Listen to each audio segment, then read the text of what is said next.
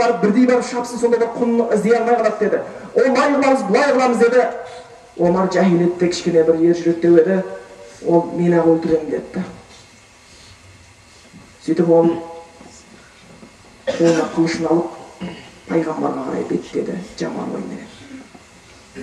Қараңыздар, Құранның құдіретін осы жерде қараңыздар.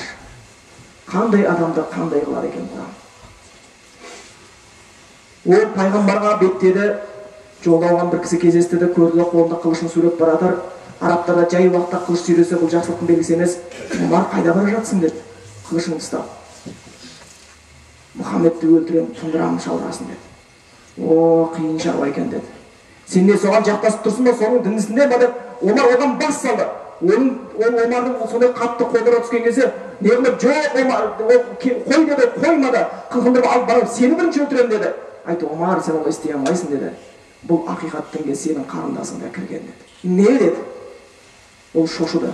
Өлтірем деген адамның дінінде өзінің туған қарындасы кіріп кетіпті. Ол бұны естіген кезде өз-өзіне келе алмай, оны сілкіп лақтырып да бірінші қарындасының үйіне қарай жүгірді. Қарындасының үйіне барып есігін ұрды. Ол кезде қарындасы өзінің күйеуімен бірге және Құран үйретуші бір кісі болған еді. Үшеуі Құран үйреніп отырған еді. Сол кезде Омар келіп есікті ұрды. Қарындасы айтты, мынау Омардың ұрысы деді. Омар осылай ұрады. Құранның үйретуші адам айтты, сіз сәл ғана жасырына тұрғаныңыз жақсы болады. Әйтпесе ол кісімен кездесу жақсы емес деді. Есікті бар ашты, кіріп кетті. Сен не? Жаңағы адасқанның өтірішінің дініне кіргенсің бе деді қарындасына. Жоқ, ол шындық Аллахтан келген елші, иә мен оның діндемін деді. Ағасы Омар оны ұрып құлатты. Бетінен қан кетті. Қарындасы бетінен қан аққан кезде оның жүрегі сәл елжіреп қалды. Өзінің туған қарындасына қол көтерген үшін. Не істерін білмей қалды. Қарындасы Омардың қарындасы оңай емес қой әлбетте. Омар қандай қарындасы оңай емес. Ол бетіне қайтқан жоқ. Жоқ деді. Мен куәлік беремін Аллахтан, өзі сыймаларды ешбір таңы жоқ. Мен қайтпаймын, бұл ақиқат дінді. Өлтірсең де осы діндемін деді. Омар ойланып қалды. Омар айтты, не оқып жатырсыңдар жаңа деді. Мен сыртта естідім деді. Оқыңдаршы, тыңдайын деді. Сонда Омар тыңдады. Ол Таха сүресінің аяттары еді. Сол аят оқып біткен кезде Омар басқа адам болды. Қараң, Құран қалай өзгертті адамды. Пайғамбарды өлтірем деген адамды қалай өзгертті. Тоха, ма анзална алейка л-Құр'ана литашқа. Бұл Құранды саған бейнет үшін түсірген жоқпыз. Илля тазкиратан лиман яхша. Қойдан қорыққандарды ескерту үшін түсірдік. Танзилан мимман халақал арда вас-самауати л-ула. Бұл Құран сенің жер тағаласындағы жерің мен төбеңде тұрған ұлы аспандарды жаратқан Аллахтан келген, бұл ойыншық емес. Соның бүкіл иесі Аллахтан, сол аспан ұстап тұрған, тарасына жер ұстап тұрған Аллахтан келген бұл кітап. Сода Ар-Рахман алар арш истава. Ол аршының үстінде. Және ол ва ин тажхар бил қаули фа иннаху я'ламу сирра ва ахфа. Сен мені сөзіңді жария қыл, сырлап айт, жасырма айт. Аллах оның бәрін біледі. Аллаху ла илаха иллаху лахул асмаул хусна. Алладан өзге сыйынуға ешбір бөлек лайықты тәңір жоқ. Оның көркем есімдері бар. Ва хал атака хадису Муса. Саған Муса пайғамбардың қиссасы жетті ма? Идра'a наран фақара ли ахлихим кусу inni anastu наран лаалли атикум биқабасин минха ау аджиду ала нари худа. Отбасын айтты, ей семьям, күте тұрыңдар, түнде келеді қарайды Мұса пайғамбар. Мен бір от жарықты көрдім, сол жерде от бар шығар, от алып келем, мүмкін жол сілтейтін адамдар табатын шығармын деді.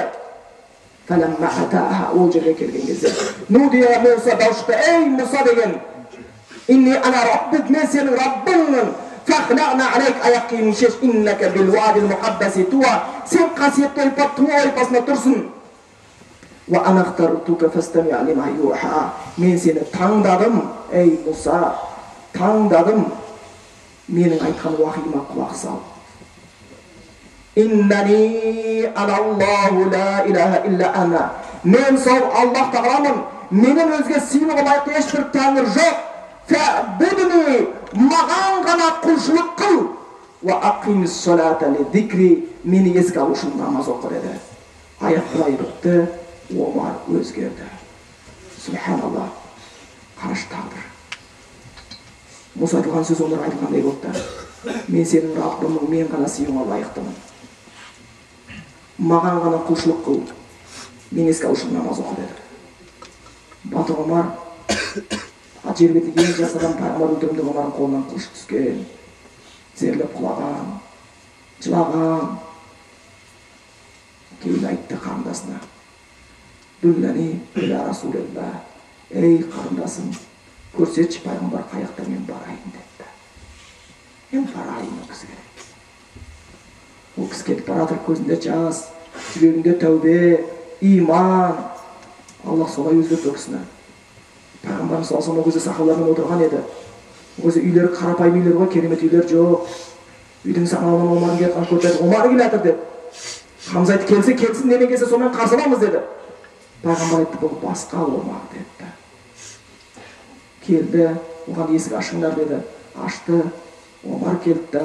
Ашхаду ан ла илаха иллаллах ва ашхаду аннака Расулуллах. Мен куәлік етемін, бір Аллахтың өзге сенің оларды ешбір жоқ. Және расында сен, я Расулуллах, Аллахтың елшісісің деді. Иман келтірді. Бұл Құран шынымен жүректерді асушы. Адам жүрегі тас болса да, бұл жібітуші. Сол үшін өзімізде осы Құранға қатты көңіл бұрайық. Өміріміз осыған арнайық. Өйткені пайғамбар Мұхаммед Мұстафа саллаллаху алейхи хадисінде айтты: "Хайрукум ман тааллама ал-Qur'ана ва алламаху". Сендердің жақсыларын Құранды үйренгендерің және үйреткендерің деді. Ал біз не жақсы мұсылман болғымыз келмей ма? Бұл осы хадисті естіген кезде көзі соқыр Абдулла ибн Умм Мактум, ол кісіге осы хадис жеткен кезде ол кісінің көзі соқыр еді. Біздің көзіміз жарқырап тұр ғой, Аллаға шүкір. Ол кісінің көзі соқыр, осы хадис жетті, сендердің жақсыларын Құранды үйренген және үйреткендерің деген кезде ол орнынан тұрды да, маған қайда Аллах несін көрсетіңдерші, мен де бір Құран аятын үйренейінші, жақсы мұсылмандар қатарына қосылайыншы деді. Іздеді. Пайғамбарымыз қайда деп сұрады. Оны деді, жүре бер, әлі сен жеткен жоқсың деді. Ол тықылықтап келе жатыр. Пайғамбар қайда? Ол жүре бер, әлі алдыңда жеткен жоқсың деді. Пайғамбар Мұхаммед Мұстафа саллаллаху алейхи ва саллям сол кезде әшейінде қолға ұстатпайтын Құрайыштың көсемдерімен бірге отырған еді. Біреусіне дінді түсіндіріп, біреуге бір нәрсе алып, біреуге бір нәрсе беріп отырған еді. Келе жатыр, көз соқыр Абдулла ибн Умм Мактум қайда деді. Кеп қалдың, жүре бер деді. Келді, жақындады. Қайда сен пайғамбардың қасында тұрсың деді. Ол кісінің дауысы жуан болатын. Айтты: "Я Расулаллах, ей Аллахтың елшісі, Құдайдың саған үйреткенін маған да үйретші" деді. Пайғамбардың ол адамдармен отырған ол көрген жоқ, оның көзі көріп тұрған жоқ қой. Бірақ оның жүрегінде Аллахтың аятын үйренсем деген үлкен махаббат тұр еді. Құдайдан үлкен қорқыныш тұр еді. Пайғамбар оған мән бермеді екен, ол кісі қолы бос емес еді. Ол қайталады: "Я Расулаллах, маған да үйретші" деді. Пайғамбар үндемеді. Ол қайтадан қайталады. Пайғамбардың сәл жақтырмай қабағын шытты да жүзін бұрды. Бірақ пайғамбарымыздың қабағының шытылғанын, жүзінің бұрғанын ешкім байқап жатқан жоқ. Оны соқыр көріп тұрған жоқ. Оны Құрайыштың көсемдері мән берген жоқ. Ешкім бұған назар салған жоқ. Бірақ бұл нәрсе көрінбей қалды ма? Көрінді. Бұл сүре болып түсті. Абаса ва тавалла, қабағын шытып жүзін бұрды. Ан жаахул а'ма, соқыр келген сәтте деген аят түсті. Пайғамбарымыз үйіне келді. Үйіне келсе Жәбірел періште отыр.